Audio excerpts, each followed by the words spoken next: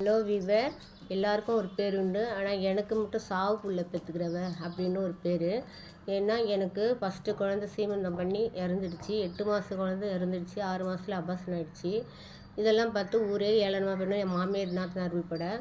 எங்கள் மாமியார் ஒரு வாட்டிக்கு இந்த குழந்தைய கையில் ஏந்த மாட்டேன், சுடுகாட்டில் தான் வைப்பேன் அப்படின்னு சொல்லுவாங்க. அதே மாதிரி நடந்தது. எங்கள் ஓரத்தி, நீ நானாவது பெற்று கையில் வச்சுருக்கேன், நீ பெற்று குழியில் வச்சுட்ட அப்படின்னு ஏளனமாக இப்படியெல்லாம் பேசுகிறாங்களேன்னு நான் பெருமாள் கோயிலில் போய் அழுது அவர்கிட்ட, நான் திருப்பதிக்கு வந்து நான் எடை போடுறேன், நல்லபடியாக குழந்த கொடுங்க, நான் சனிக்கிழமை விரதம் இருந்து உங்களை வணங்குறேன் அப்படின்னு சொல்லி வேண்டிக்கிட்டேன். அதே மாதிரி 4வது ஆம்பளை பிள்ளை நல்லபடியாக கொடுத்தாரு. 5வது பொண்ணு கொடுத்தாரு. இப்போ பொண்ணுக்கு கல்யாணம் பண்ணி வேறு இருக்கான். பையனுக்கு பொண்ணு பார்த்துட்டுருக்கேன். ஆனாலும் நான் இப்போ எங்கள் வீட்டில் நான் ஸ்க்ரீன் போட்டு கதவே இல்லாத 4.5 பிள்ளை பெற்றேன்.